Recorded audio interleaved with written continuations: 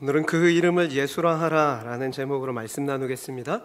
우리 지난 송구영신 예배 때 다시 새롭게 라는 말씀으로 한 해를 시작했습니다. 세 가지 차원에서 모두가 새로워지기를 소망합니다.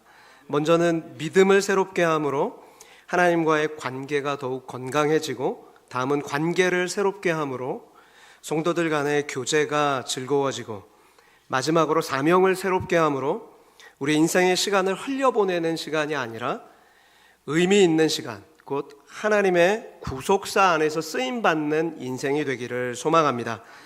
그런 한 해가 되기 위해서 우리가 먼저 믿음을 새롭게 하기 위해 오늘부터 몇 주간 성경에서 예수님의 또 다른 이름들, 예수님의 이름에 관한 성경 구절들을 찾아보고 그 이름에 담긴 약속의 말씀을 배우고 또 그 이름의 능력을 알아서 그 능력의 이름을 우리 삶 속에 선포하고 우리의 믿음이 새로워지기를, 그런 은혜가 있기를 축복합니다. 여러분, 세상의 이름은 한때 존경받고 칭찬받을 수 있지만 시간이 지나고 세월이 흐르면 잊혀진 이름이 되고 맙니다. 아마 이 자리에 앉으신 분들이 우리나라 역대 대통령 이름을 A4 용지 주고 한번 적어보십시오 하면 100점을 맞는 사람이 과연 몇 분이나 되겠습니까? 어렵습니다. 아마 곰곰이 생각해보면 기억날 수도 있는데 잊혀진 이름이 되고 말죠. 그러나 예수님의 이름은 시간이 지나고 세월이 흐를수록 더욱 능력을 바라고 빛을 바라는 그런 능력의 이름입니다. 왜냐하면 하나님께서 그 이름을 높여주셨기 때문이죠. 빌립보서 2장 9절에서 11절 말씀에 보면 이렇게 말씀하십니다. 이러므로 하나님이 그를 지극히 높여 모든 이름 위에 뛰어난 이름을 주사 하늘에 있는 자들과 땅에 있는 자들과 땅 아래에 있는 자들로 모두 예수의 이름에 꿇게 하시고 모든 입으로 예수 그리스도를 주라 시인하여 하나님 아버지께 영광을 돌리게 하셨느니라. 아멘. 여러분, 그래서 온 세상 사람들이 언어가 다르고 문화가 달라도 주일 오전 9시, 11시 이때 되면 함께 예수님의 이름을 부르며 아버지께 영광을 돌리고 예배하는 것입니다. 오늘 우리도 예수의 이름을 부르며 하나님 앞에 예배하고 있습니다. 그러면 오늘 우리가 부르며 예배하는 이 능력의 이름 예수는 어떤 의미가 있습니까? 우리 읽었던 오늘 본문 말씀 마태복음 1장 21절 말씀을 한 목소리로 다시 한번 읽겠습니다.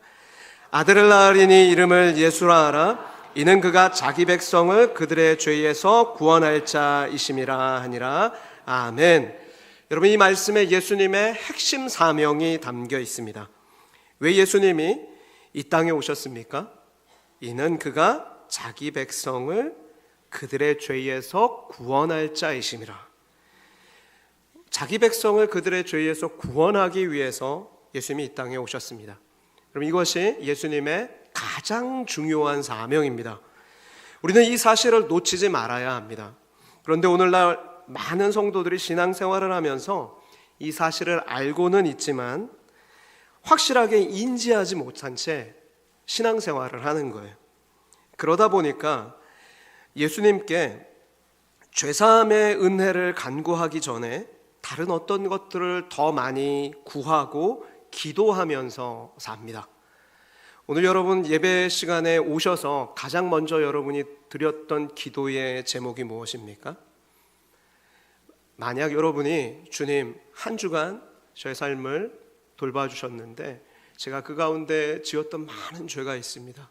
주님 용서하시고 오늘도 예수의 그 십자가의 보혈의 은혜로 저를 용서하셔서 주님 앞에 와 예배할 수 있도록 허락해 주셔서 감사합니다. 그런 죄사함의 기도를 하셨다면, 그리고 죄를 자백하며 구하셨다면 굉장히 잘하신 일입니다. 그런데 대부분은 아마 앉아서 그냥 오늘 와서 예배하게 하심을 감사하고 그냥 그렇게 시작하셨을 거예요. 죄 용서하심을 위해서 회개 기도를 하신 분이 많지 않으실 것입니다. 물론 예수님은 우리 자녀들을 더 좋은 대학에 보내주실 수 있습니다. 좋은 직장에 취직시켜 주실 수도 있습니다. 그리고 여러분의 쌓여있는 빚 문제를 해결해 주실 수도 있고, 또 부부 갈등을 해소시켜 주실 수도 있습니다. 병을 고쳐 주실 수도 있고, 환경을 보호해 주실 수도 있습니다. 다 이런 것들 해 주실 수 있어요. 그런데 제가 이렇게 나열한 목록들이 사실 우리 마음속에 있는 우선순위들입니다. 우리는 너무 많은 우선순위들을 갖고 살아요. 그러나 예수님이 생각하는 가장 중요하고 시급한 문제는 무엇입니까? 그것은 바로 죄 사함을 받는 문제예요. 마가복음 2장에 보면 사람들이 한 중풍병자를 예수님께로 데리고 와 고침받기를 원합니다. 많은 사람들이 모여 있어서 그 가정 안에 들어갈 수 없으니까 지붕을 뚫습니다. 자기 집도 아니고 남의 집인데 막 뜯어요. 예의 없는 행동이죠. 근데 그럼에도 우선순위가 뭐예요? 병든 내 친구가 고침받았으면 좋겠다. 그게 우선순위인 거예요. 그래서 내려와서 지붕을 뚫고 내려오지만 예수님께서 그때 그의 병을 고쳐주시기 전에 먼저 그에게 작은 자야 내 죄 사함을 받았느니라. 죄의 문제를 먼저 해결해 주셨어요. 그리고 나서야 비로소 그의 중풍병을 고쳐주십니다. 여러분, 이것은 우리에게 아주 중요한 사실을 일깨워 주죠. 우리에게나 중풍병자에게나 지금 중요한 것은 육체의 병의 치유가 가장 시급하고 중요한 문제라는 거예요. 그러나 예수님 보시기에는 그게 중요한 게 아니고 그것보다 더 시급하고 중요한 문제가 있는데 그가 죄 용서함을 받고 구원 얻는 것이 더 시급하고 중요한 일이다. 이것을 보셨던 것입니다. 여러분, 그러면 왜 예수님은 우리의 다른 인생의 어떤 문제보다도 여러분이 그토록 이거를 시급하게 생각하고 중요하게 여기는 그 문제보다도 왜 죄의 문제를 해결하는 것이 더 시급하고 중요한 문제라고 생각하시겠습니까? 왜냐하면 그것은 바로 죄가 가진 엄청난 파괴력 때문입니다. 여러분, 본래 성경은 하나님이 지으신 세상이 하나님 보시기에 좋았더라 라고 평가할 만큼 아름다운 세상이었습니다. 그래서 창세기 1장을 읽어보시면 7번이나 좋았더라고 말씀하세요. 그리고 심지어 창세기 1장 31절은 모든 창조가 완성되고 난 후에 하나님이 지으신 그 모든 것을 보시고 심히 좋았더라 라고 평가하십니다. 그만큼 타락전 세상은 죄도 없고 질병도 없고 아픔도 없고 그 어떤 시기와 질투나 그런 거 없고 완벽하게 그런 완벽한 세상이었어요. 아름다운 세상이었습니다. 그 중에서도 인간의 창조, 곧 아담과 하와의 창조는 정말 놀라운 사건이었는데 하나님은 아담과 하와를 하나님의 형상대로 지으셨습니다. 하나님의 형상대로 지으셨다는 말은 하나님과 인격적인 교제를 나누며 살도록 만드셨다는 거예요. 그래서 아담과 하와에게 인생에 주어진 첫날이 무슨 날이냐면 안식일이었습니다. 아담과 하와의 인생의 첫날은 안식일이었어요. 안식일에 하나님 앞에 예배하면서 와, 하나님 이렇게 아름다운 세상을 하나님 지으셨나요? 하나님을 예배하는 거예요. 그러면서 하나님과 인격적인 교제를 나누는 거예요. 그렇게 하나님께 감탄하고 영광을 돌렸습니다. 그리고 하나님은 아담과 하와에게 복을 주셨고 하나님의 대리자로서 세상 모든 만물을 다스릴 수 있는 특권을 주셨습니다. 그게 첫 안식일 때 하신 일이에요. 여러분, 그러므로 우리는 하나님 앞에 예배하는 존재인 거예요. 지어진 존재 자체가 하나님을 예배하는 존재인 것입니다. 처음에는 이와 같이 안식과 일이 조화로운 그런 아름다운 세상이었습니다. 그런데 창세기 3장 사건이 일어나고 만 것이죠. 마귀가 뱀의 모습으로 나타나서 간교한 속임수로 하와를 미혹했고 하와는 하나님의 약속의 말씀을 잘 알지 못했어요. 말씀에 확신 있게 거하지 못했습니다. 그러다 보니까 사단의 속임수에 넘어가 하나님의 계명을 어기고 선악을 알게 하는 나무의 열매를 먹고 말았습니다. 그런데 여러분, 범죄한 하와가 처음 취한 행동이 무엇입니까? 우리가 이것을 주목해야 합니다. 바로 남편을 공범자로 끌어들이는 것입니다. 창세기 3장 6절 말씀이죠. 여자가 그 열매를 따먹고 자기와 함께 있는 남편에게도 주매 그도 먹은지라. 여러분, 여기에 죄의 무서운 파괴력과 전염성이 있는 것입니다. 여러분, 절대로 죄는 그 본연의 모습 그대로 머물러 있지 않습니다. 항상 공범을 찾습니다. 공범을 찾아요, 항상. 마치 강력한 바이러스와 같아서 방치하면 바늘도둑이 소도둑되는 거예요. 죄는 항상 공범을 찾아요.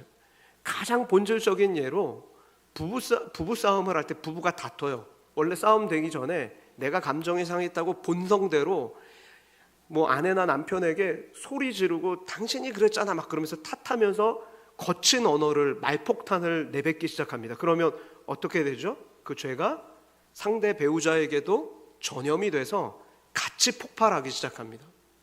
증폭되죠, 죄가. 우리가 이 특별히 창세기 3장 6절을 주목해야 하는 이유가 하와가 먹고 남편에게 주니까 아담도 별 갈등 없이 그 죄에 동참하고 있다는 사실입니다. 성경은 바로 이 대목에서 아담을 자기와 함께 있는 남편이라고 표현하고 있습니다. 이것을 주목해야 합니다.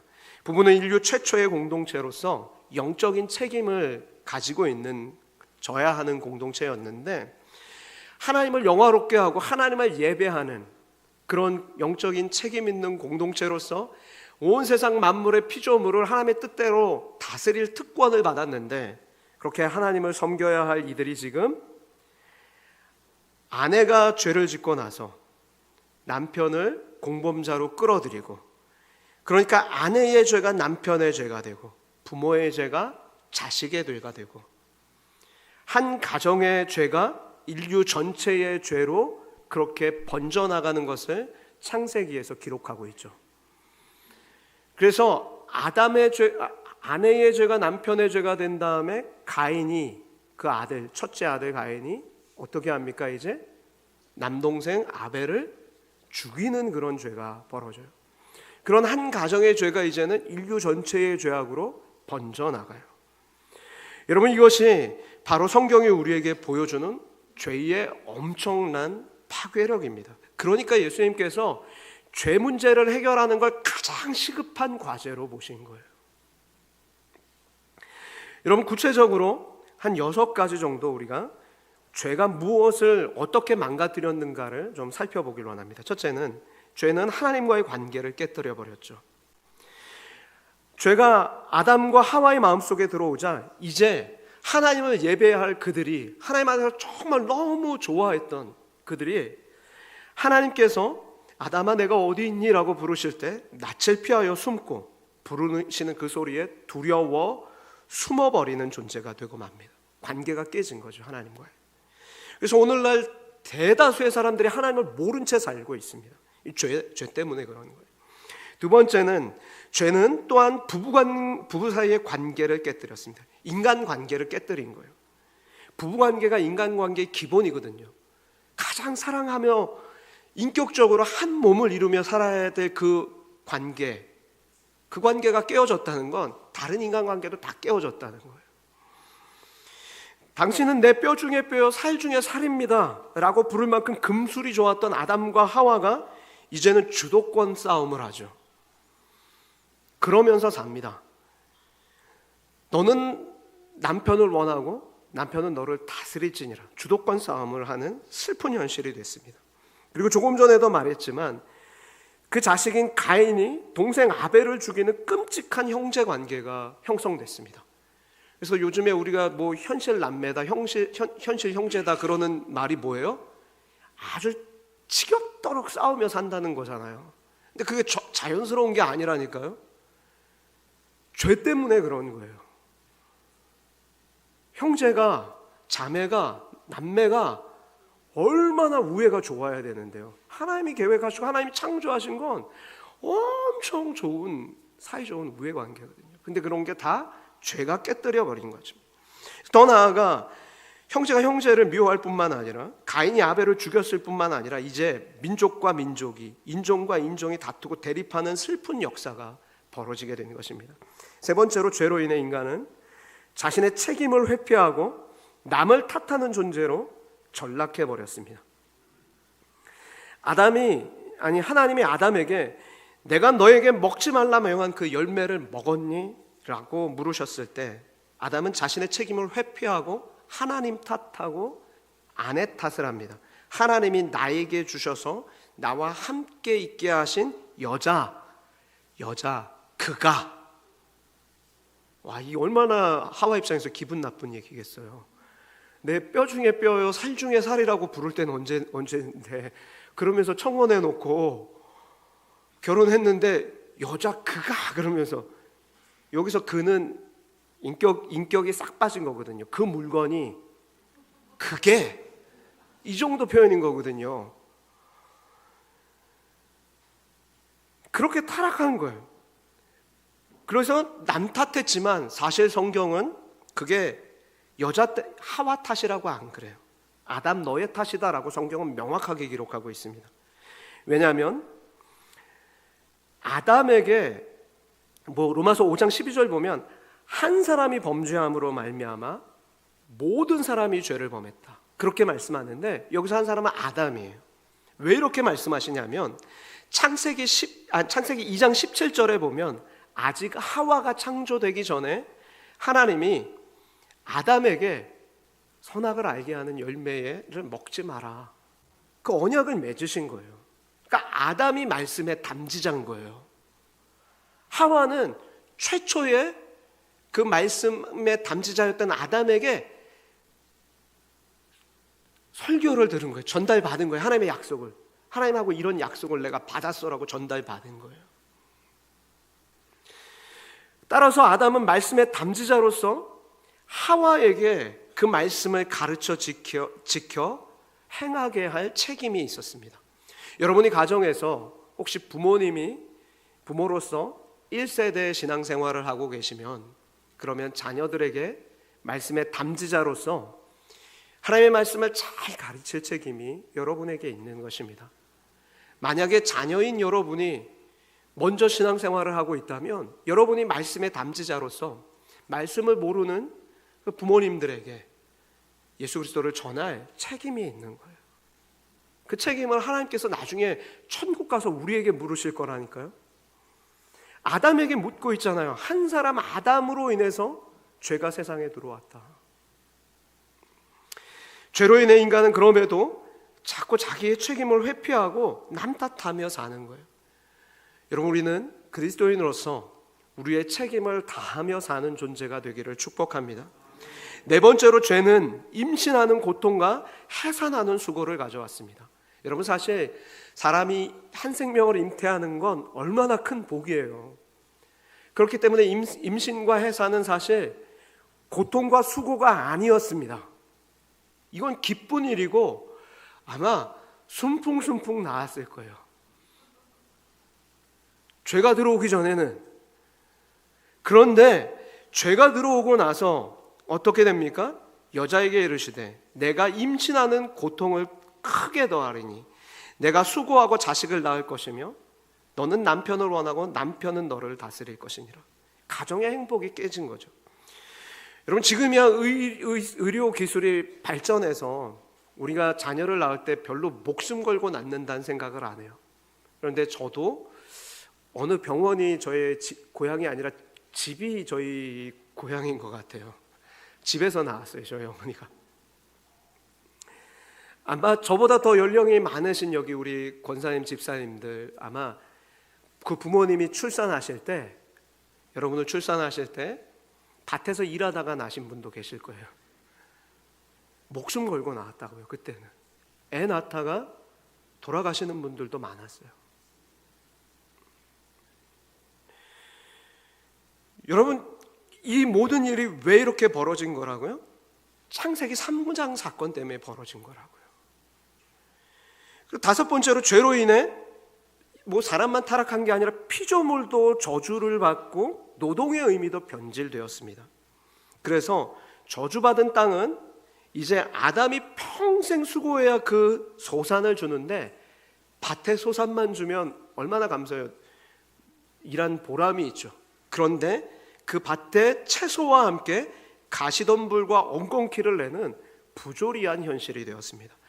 여러분, 밭에 심은 것보다 계속해서 뽑지 않으면 풀이 훨씬 더 많이 자라는 거 아시죠? 보람과 즐거움의 노동이 고되고 힘든 일이 되고 만 것입니다. 이게 죄 때문에 그런 거예요. 여러분, 주일이 아니라 평일에 여러분 직장에서 일하시는데 나는 너무 행복하고 즐거워요. 한번 손 들어보세요. 매일 출근하고 싶어요. 없죠. 죄 때문에 그런 거예요. 이게 죄가 세상에 들어와서 사실은 그 일터가 굉장히 즐거운 곳이고 보람이 있는 곳이거든요. 왜냐하면 누군가 여러분에게 만약 여러분이 가장 인생에 보람 있었던 때가 언제입니까? 물어볼 때 집에서 쉬면서 TV 볼 때요 라고 말하시는 분은 아무도 없을 거예요. 분명히 어떤 일과 관련된 일을 했을 때라고 이야기하실 것입니다.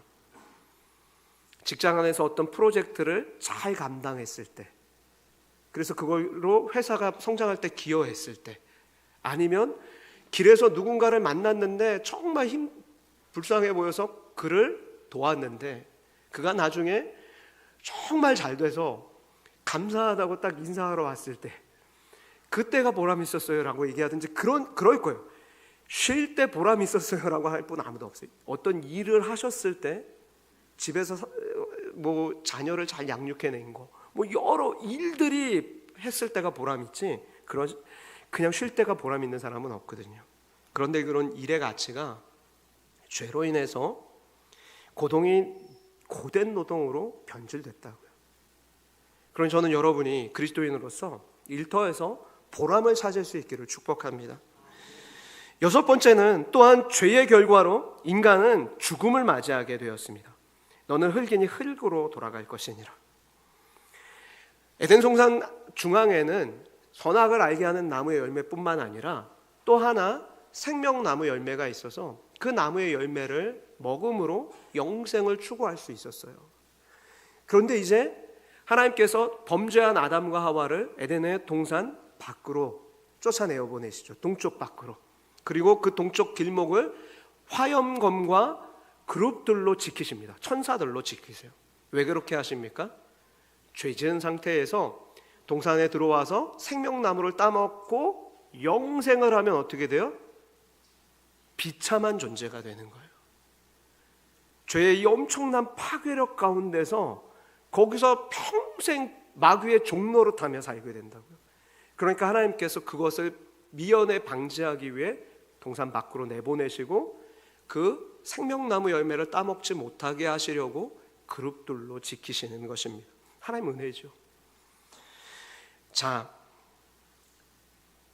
여러분, 이 모든 것이 창세기 3장 사건 이후에 인간의 본성 안에 들어온 근본적인 죄, 우리가 창세기 3장 사건을 원죄라고 부르는데 이 원죄가 가져온 엄청난 파괴력입니다. 사실 여러분 인생의 모든 나쁜 일들은 바로 이 창세기 3장 사건, 원죄 때문에 발생한 거예요.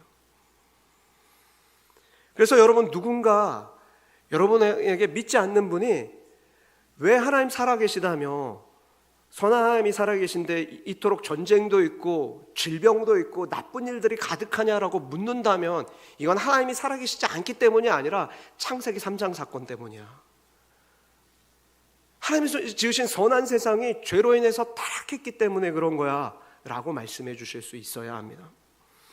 여러분, 로마서 5장 12절 말씀, 그러므로 한 사람으로 말미암아 죄가 세상에 들어오고 죄로 말미암아 사망이 들어왔나니 이와 같이 모든 사람이 죄를 지었으므로 사망이 모든 사람에게 이르렀느니라. 여러분, 아담 한 사람이 죄를 범한 결과 이제 아담의 후손들은 다 죄인이 되었다라고 성경을 말씀합니다. 왜 그렇습니까? 이것은 성경학자들이 대표성의 원리라고 불러요. 인류는 오직 아담밖에 없을 때 하나님이 언약을 맺으신 거예요. 우리가 사람 사이에 계약을 맺어도 한 사람이 그 계약을 파기하면 어떻게 돼요? 파기되는 거잖아요. 그 계약은. 그것과 같이 아담이 인류의 대표로서 하나님과의 계약을 맺었는데 그 언약을 깨뜨림으로, 그러므로 죄의 비참함 가운데 빠지는 그런 일이 벌어진 것입니다.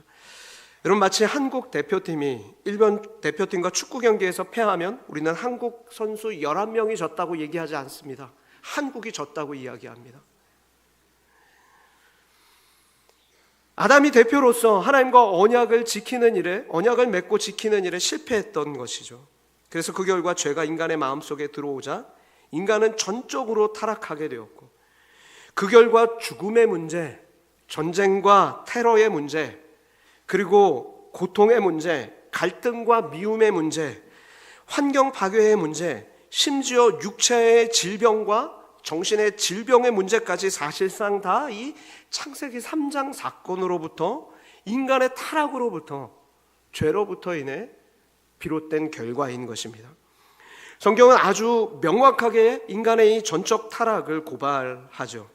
몇 군데 성경을 찾아보길 원하는데, 예레미야 17장 9절 보면 인간의 전적 타락이 얼마나 심하냐면, 만물보다 거짓되고 심히 부패한 것은 인간의 마음이라 누가 능히 알리오마는. 인간이 그렇게 타락했다는 거예요. 로마서 1장 21절이죠. 하나님을 알되 하나님을 영화롭게도 아니하며 감사하지도 아니하고 오히려 생각이 허망하여지며 미련한 마음이 어두워졌나니. 하나님 알면서도 하나님을 영화롭게 하지 않는 그런 존재가 돼요. 완전히 타락한 존재가 됐다는 거예요. 열왕기상 8장 46절, 범죄하지 아니하는 사람이 없사오니. 그리고 시편 14편 3절, 다 치우쳐 함께 더러운 자가 되고 선을 행하는 자가 하나도 없으며. 결국 성경은 이와 같이 결론을 맺죠. 로마서 3장 23절 말씀, 모든 사람이 죄를 범하였음에 하나님의 영광에 이르지 못하더니. 여러분, 그러므로 옆에 분 한번 얼굴 보세요. 죄인입니까? 의인입니까? 전적으로 타락했다니까요, 우리가. 그런데 그분은 용서받은 죄인이에요. 용서받은 죄인. 세상엔 두 종류의 인간밖에 없습니다. 그리스도의 보혈로 용서받은 죄인, 또 다른 죄인은 그냥 죄인, 아직 용서받지 못한 죄인. 다 치우쳐 더러운 자가 되고 선을 행하는 자가 하나도 없으니 하나도 없도다. 모든 사람이 죄를 범하였으니 하나님 영광에 이르지 못하더니. 여러분, 마치 미세먼지가 가득한 도시에 살면 우리가 어쩔 수 없이 이 나쁜 공기를 그렇게 마시며 살 수밖에 없는 것처럼, 죄로 가득한 세상에서 우리가 살면서 우리가 정말 마음을 지켜내기를 힘쓰지만 우리가 우리의 힘과 노력으로 부족해서 얼마나 자주 넘어지고 쓰러지는지 모릅니다. 여러분, 또한 죄는 우리를 마귀의 종노릇하게 만드는 거예요. 히브리서 2장 14절 15절에 나와요. 마귀의 종노릇하게 우리를 만들어요. 우리로 저항할 수 없는 그 죄의 중독자로 만듭니다. 빠지게 만들어요. 그래서 이런 말 예전에 있잖아요. 과거에 도박으로 집안이 망한 사람이 하도 도박을 하니까 내가 그래도 가장인데 우리 집 지켜야지 하면서 내가 도박 더 이상 하지 않겠다고 오른손을 상하게 합니다. 그런데 다음날 왼손으로 화투장을 들고 있는 그런 자신의 모습을 보고 절망했다는 그런 이야기를 들어본 적 있지 않으십니까? 여러분, 도박만 그런 게 아니에요. 음란 사이트에 중독된 사람, 습관적으로 거짓말하는 사람, 요즘 스마트폰에 중독된 사람, 남몰래 해코지를 하는 사람, 아무리 끊으려고 해도 그렇게 되지 않는 내 모습에 절망하는 거죠. 여러분, 왜 그렇습니까? 몰라서 못 끊게 하는 게 아니라 이 중독의 문제는 그 배후에 사단의 역사가 있기 때문입니다. 여러분, 인간은 이 죄와 사망의 권세에서 스스로 구원할 수 없습니다. 아무도 구원할 수 없어요. 죄 문제는 우리의 결심이나 노력으로 해결되는 것이 아닙니다. 왜냐하면 죄의 삭은 사망이다 라고 성경 분명히 말씀해요. 여러분이 무슨 죄를 지었던 사망입니다. 대가는. 죄의 문제는 죽음으로만 값을 치러야 하는 것입니다. 그래야 해결된다는 거예요. 아담과 하와는 하나님의 계명을 어기고 먹으면 반드시 죽으리라 하셨던 그 말씀에도 불구하고 선악을 알게 하는 나무의 열매를 먹었기 때문에 그 두 사람은 그 자리에서 즉사해야 했습니다. 그러나 하나님은 죽음의 심판을 유보하십니다. 하나님은 진노 중에도 긍휼을 잊지 않으시는 분이기 때문에 그래요. 진노 중에도 긍휼을 잊지 않으시는 분이세요. 이사야 54장 8절 말씀이에요. 진노 중에라도 긍휼을 잊지 않는 분이시다. 그래서 불순종한 아담과 하와에게 심판을 선언하시면서도 복음을 들려주시죠. 복음을 들려주세요. 이게 하나님의 은혜예요.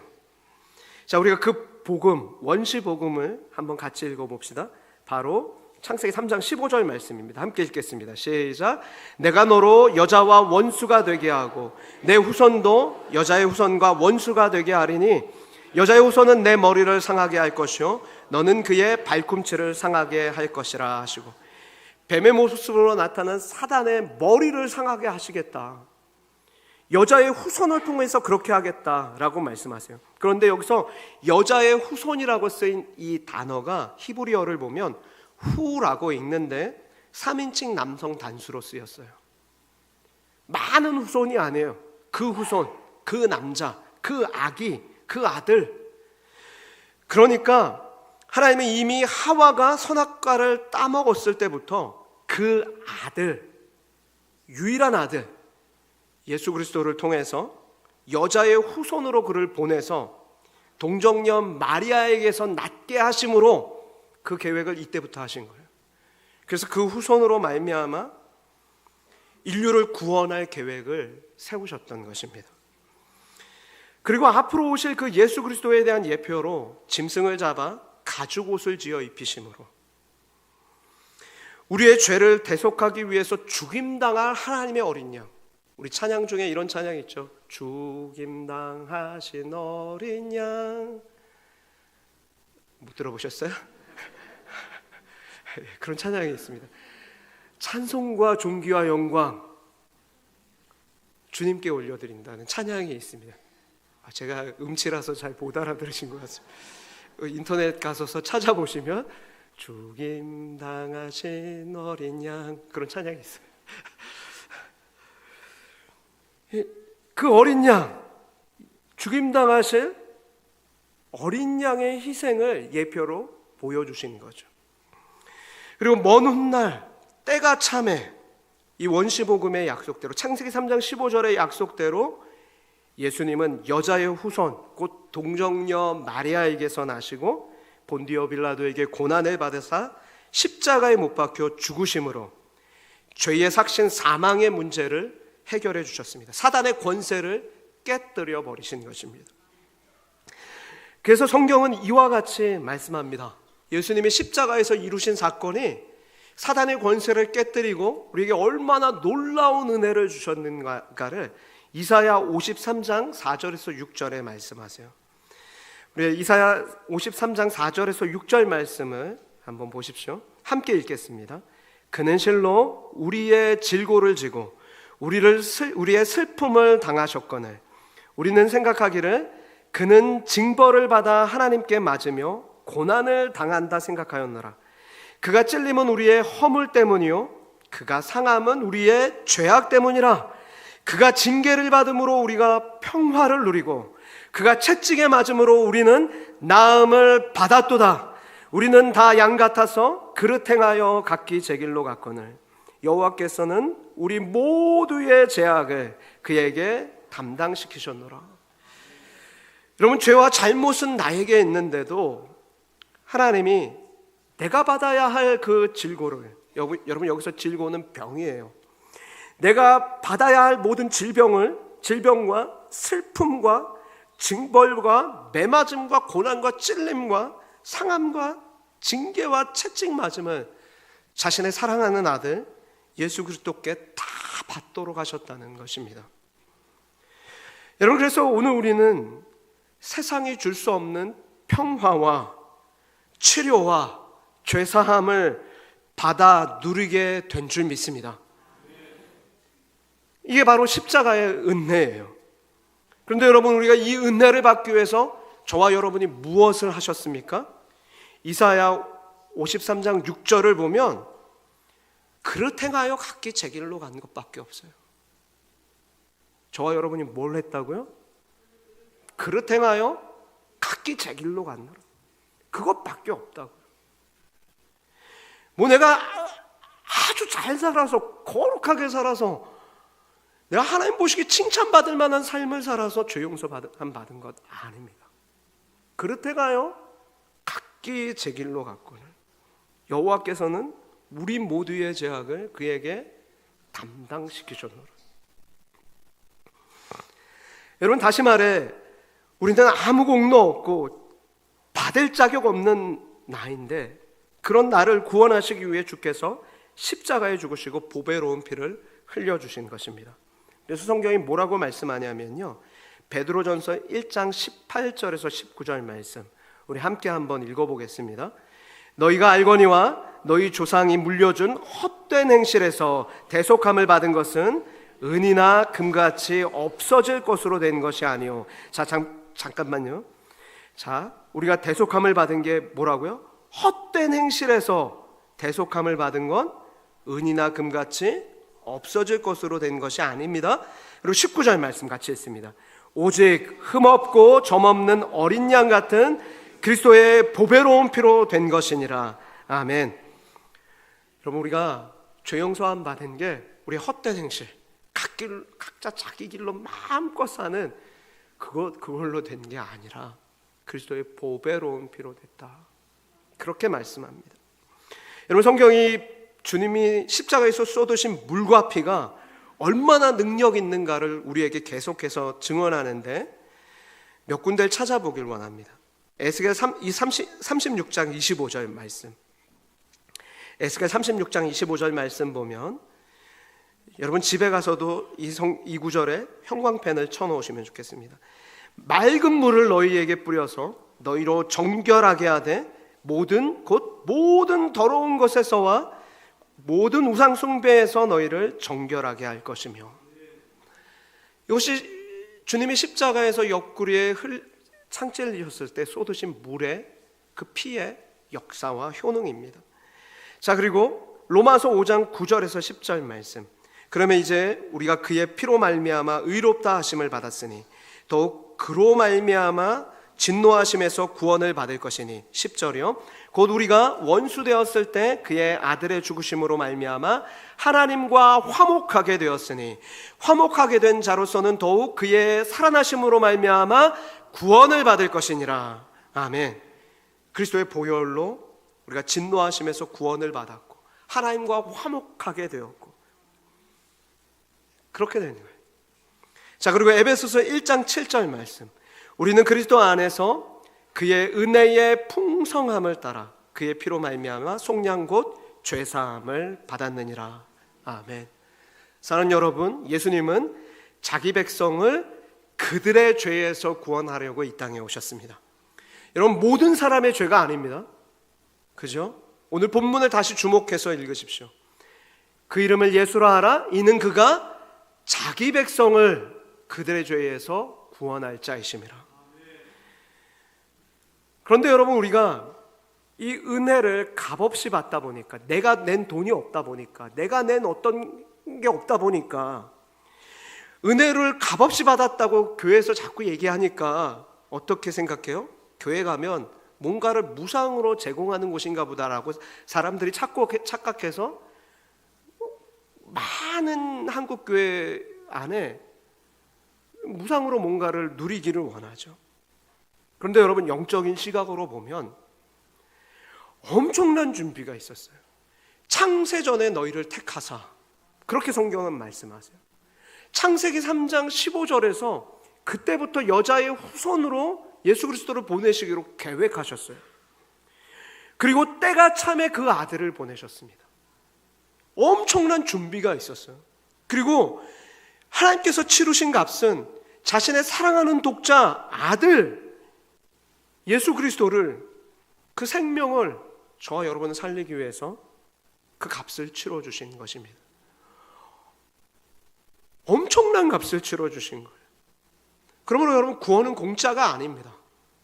그거는 정말 값비싼 값을 하나님께서 우리를 위해 치러주신, 대가를 주시고 구원해 주신 것입니다. 그러므로 여러분, 오늘 우리는 그 은혜에 감사하며 보답하며 살기 위해서, 그 은혜 받은 자답게 정말 살고 싶어서, 여러분이 지난 연말에 청주기로 헌신하고 서약서 낸 거 아닙니까? 그렇게 살고 싶어서, 은혜에 보답하며 살고 싶어서. 저는 2024년보다 올 한 해 여러분이 그 헌신이 더 주님 앞에 정말 주님만 바라보고 다른 사람이나 환경이나 바라보지 마시고, 오직 여러분이 행하는 모든 일은 주님을 위한 것이다. 내가 주님께서 십자가에 나를 위해 흘리신 그 보혈의 은혜를 감사하기 위해서, 주님을 위해서 제가 오늘 걸레 들고 청소합니다. 그 마음으로 하시면 좋겠어요. 죄도 안 나오니까 그러니까 나밖에 할 수 없어서 하지, 이 마음이 아니라 주님을 위한 거룩한 봉사가 되면 좋겠습니다. 하나님은 오늘 우리에게 예수의 이름에 구원의 능력이 있다고 말씀하십니다. 예수의 이름에 능력이 있습니다. 가로 안에 여러분 제가 많은 구절들을 적어놨죠. 거기에 이런 내용들이 있어요. 예수의 이름을 힘입고 생명을 얻을 수 있다.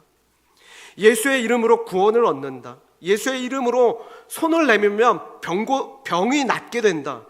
예수의 이름으로 귀신도 쫓아낼 수 있다. 예수의 이름으로 회복과 부흥의 은혜를 기도할 수 있다.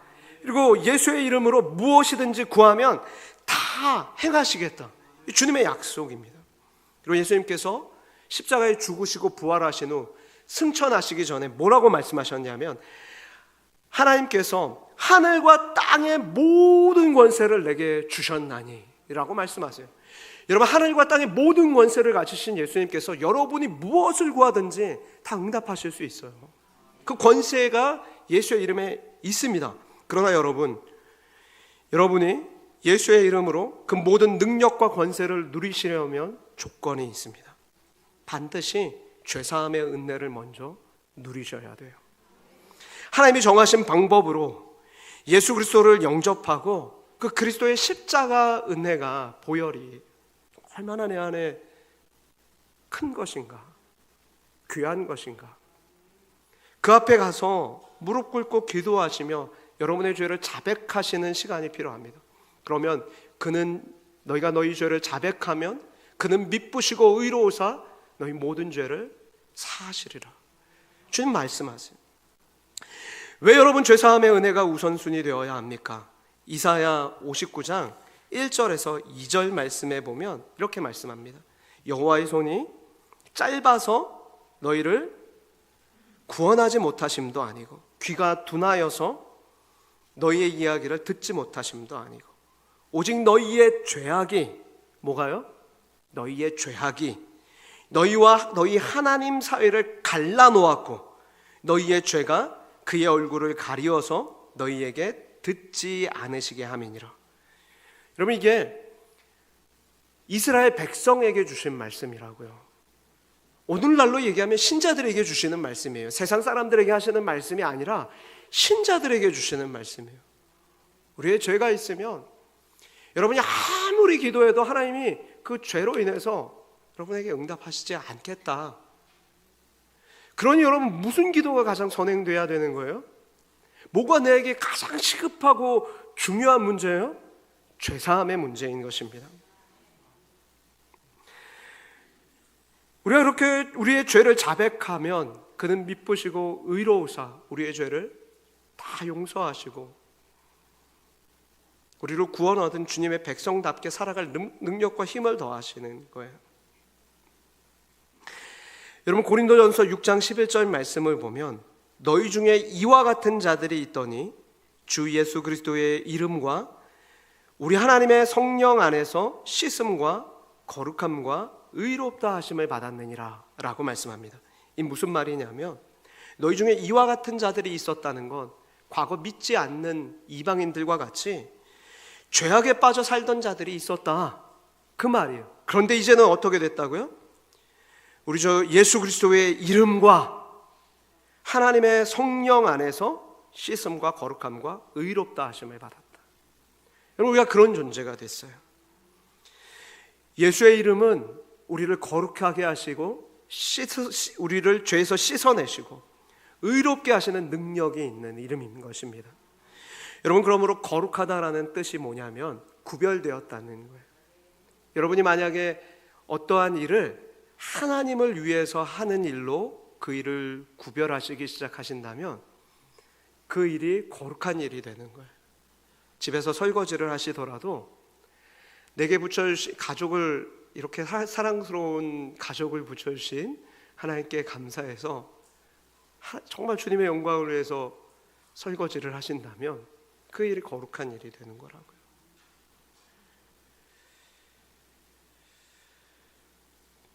다시 한번 강조하자면 구원의 이름, 예수 그리스도를 영접하는 자, 곧 그 이름을 믿는 자에게는 이제 십자가에서 주님이 쏟으신 물과 피로 성령으로 거듭난 존재가 된다는 것입니다. 그 안에 모든 더러운 것과 우상 숭배는 씻겨진 거예요. 그런 정결하게 되는 역사가 일어나는 거예요. 사랑하는 여러분, 그러므로 그리스도인에게 거룩은 옵션이 아닙니다. 본질입니다. 그러니 저와 여러분은 지난해보다, 예수 믿기 전보다 또 지난해보다 올해 훨씬 더 거룩한 존재가 되어야 합니다. 우리의 입술이 거룩해져야 됩니다. 거룩은 가장 먼저 입술에서 나타나게 되는 줄 믿습니다. 부부 사이에 말폭탄 돌리는 일을 멈추십시오. 무슨 말인지 아시죠, 여러분? 말폭탄 돌리는 걸 멈추셔야 돼요. 우리의 언어가 거룩해져서 우리의 말이 누군가를 살리는 말이 돼야지, 누군가에게 상처 주고 그것을 파괴하는 말이 돼서는 안 됩니다. 거룩해져야 되는 거예요. 예수 믿은 성도는 그 안에 물과 피로 정결하게 씻음 받았기 때문에 정말 이제부터 우리의 해야 할 일은 그때마다 죄로 오염된 세상 속에서 살 때, 또다시 우리가 넘어지고 쓰러질 때마다 주님, 죄와 싸우기를 피 흘리기까지 정말로 제가 싸우겠습니다. 그러면서 모든 죄를 자복하고 회개함으로 정결하게 되고 더욱 성화되어가는 그런 복된 삶을 사시기를 주님의 이름으로 축복합니다. 그래서 그렇게 올 한 해 주님 앞에 정말로 예수의 이름을 힘입어서 거룩한 자로 그렇게 살아내시기를 다시 한번 당부드립니다. 기도하겠습니다. 하나님 아버지, 오늘 우리를 모든 죄악에서 건지시고 우리를 구원하기 위해 정말로 예수 그리스도를 이 땅에 보내주셔서, 하나님, 우리가 행한 것은 그릇 행하여 각기 제 길로 가며 자기 소견에 오른 대로 행하는 것밖에 없는 죄인인데, 하나님, 그런 우리를 불쌍히 여기시고 구원하시기 위하여 예수 그리스도를 이 땅에 보내주시고 우리를 건져주신 그 은혜에 감사합니다. 하나님, 이제 구원받은 자답게, 아버지의 자녀답게, 거룩하신 주님의 자녀답게 하나님, 우리의 입술이 거룩하여지기를 소망합니다. 우리의 행동이 거룩하여지기를 소망하오니 주님, 우리로 늘 깨어 있어서 주님을 위하여 무슨 일을 하든지, 먹든지 마시든지 무슨 일을 하든지 주님을 위하여 거룩하게 구별하여 말하고 행동하며 그렇게 주님 닮은 제자답게 살아갈 수 있도록 성령 하나님, 우리를 일깨워 주옵소서. 감사드리며 예수님의 이름으로 기도하옵나이다. 아멘.